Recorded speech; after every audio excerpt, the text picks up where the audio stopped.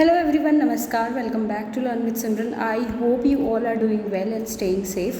तो आज की वीडियो में हम कुछ इंपॉर्टेंट क्वेश्चन डिस्कस करने वाले हैं कॉन्फ्लिक्ट एंड पीस बिल्डिंग के। तो कॉन्फ्लिक्ट और पीस बिल्डिंग काफ़ी इजी सब्जेक्ट मैं खुद कंसिडर करती हूँ कि काफ़ी इजी है। तो ये क्वेश्चंस आपको हर हाल में पढ़ के जाने हैं अगर अच्छे मार्क्स स्कोर करने हैं। ये क्वेश्चंस जो है ये प्रीवियस ईयर पेपर्स को एनालाइज करने के बाद मैंने इन क्वेश्चंस को फाइनलाइज किया है।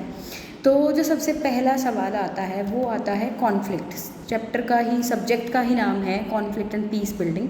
तो कॉन्फ्लिक्ट से तो क्वेश्चन बनता ही बनता है। अब कॉन्फ्लिक्ट में आपसे क्या पूछ सकता है? कॉन्फ्लिक्ट यानी कि संघर्ष, है ना। संघर्ष का अर्थ पूछ लेगा या फिर आपसे उसकी डेफिनेशन, परिभाषाएं या उसके डायमेंशंस यानी कि उसके आयाम पूछे जा सकते हैं। उसके अलावा कॉन्फ्लिक्ट रेजोल्यूशन क्या होता है यानी कि संघर्ष समाधान क्या होता है, उसका अर्थ पूछ लिया जा सकता है या उसकी क्या प्रक्रिया है, क्या उसका प्रोसेस है, ये आपसे पूछ लिया जा सकता है। उसके बाद सेकंड क्वेश्चन पे आता है। सेकंड क्वेश्चन आता है हमारा कॉन्फ्लिक्ट मैनेजमेंट का। पहले हमने जाना कॉन्फ्लिक्ट रेजोल्यूशन, उसके बाद आता है कॉन्फ्लिक्ट मैनेजमेंट यानी कि संघर्ष प्रबंधन। ठीक है, संघर्ष प्रबंधन कैसे किया जाता है।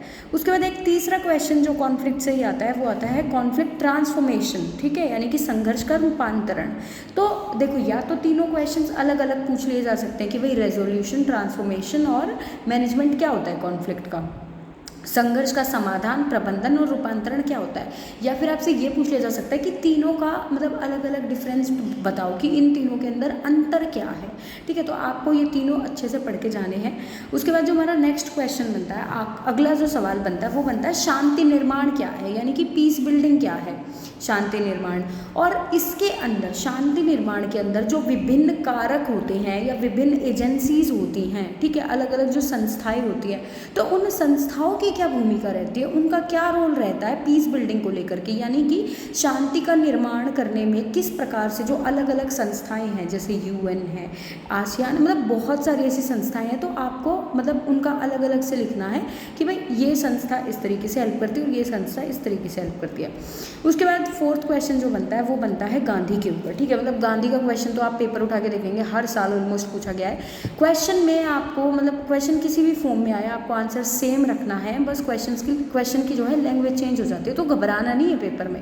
क्वेश्चन कैसे आ सकता है? देखो, क्वेश्चन आएगा कि गांधी जी के जो विचार थे, ठीक है, वो विचार किस तरीके से संघर्ष समाधान में या शांति निर्माण में किस तरीके से मदद करते थे। तो बेसिकली आपको पढ़ना क्या है, आपको सिर्फ गांधी जी के विचार पढ़ने हैं।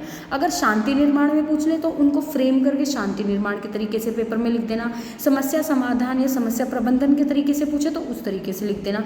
बेसिकली लिखने आपको गांधी के विचार ही हैं। ठीक है, तो गांधी के विचारों का महत्व पढ़ लेना है। उसके बाद अगला जो सवाल आता है, अगला सवाल आता है कि जो नेगोशिएशन होता है, ठीक है, जो संघर्ष समाधान होता है उसके अंदर जो समझौता वार्ता होती है, नेगोशिएशन क्या होता है कि भाई आपसी में बात करके किसी भी समस्या का निपटारा कर लेते हैं, मतलब उसको सॉल्व कर लेते हैं, तो वो होता है नेगोशिएशन। तो नेगोशिएशन कैसे हेल्पफुल है कॉन्फ्लिक्ट रेजोल्यूशन में, यानी कि जो संघर्ष समाधान होता है उसके अंदर जो समझौता वार्ता होती है, ठीक है, समझौते के लिए जो वार्तालाप होती है वो किस तरीके से महत्वपूर्ण होती है, तो ये आपको उसके अंदर बताना है। उसके बाद जो नेक्स्ट क्वेश्चन आता है, नेक्स्ट क्वेश्चन पूछा जाता है आपसे कि जो एथनिक और रिलीजियस कॉन्फ्लिक्ट्स हुए थे, यानी कि जो संजातीय और धार्मिक संघर्ष हुए थे, ठीक है, कब हुए थे वो? पोस्ट सेकेंड वर्ल्ड वॉर यानी द्वितीय विश्व युद्ध के बाद जो हमारे एथनिक और रिलीजियस कॉन्फ्लिक्ट्स हुई हैं वो क्या क्या हुई हैं, कब कब हुई है और उनकी वृद्धि कैसे हुई है, मतलब उस स्पेसिफिक टाइम के बाद ये चीज़ें कैसे बढ़ी हैं, ये आपको पूरा कॉन्सेप्ट पढ़ के जाना है। उसके बाद अगला सवाल आता है कॉन्फ्लिक्ट से ही, संघर्ष से ही अगला प्रश्न बनता है कि संघर्ष का वर्गीकरण करो अलग अलग संदर्भों में, अलग अलग स्थलों के हिसाब से। ठीक है, यानी कि जो कॉन्फ्लिक्ट्स होते हैं वो किस किस टाइप्स के होते हैं, ठीक है, उनका बेसिकली आपको वर्गीकरण करना है और साथ में स्थलों के संदर्भ से करना है कि भाई किस जगह पर अगर ये कॉन्फ्लिक्ट हो रही तो उस कॉन्फ्लिक्ट को क्या कहेंगे, इस तरीके से।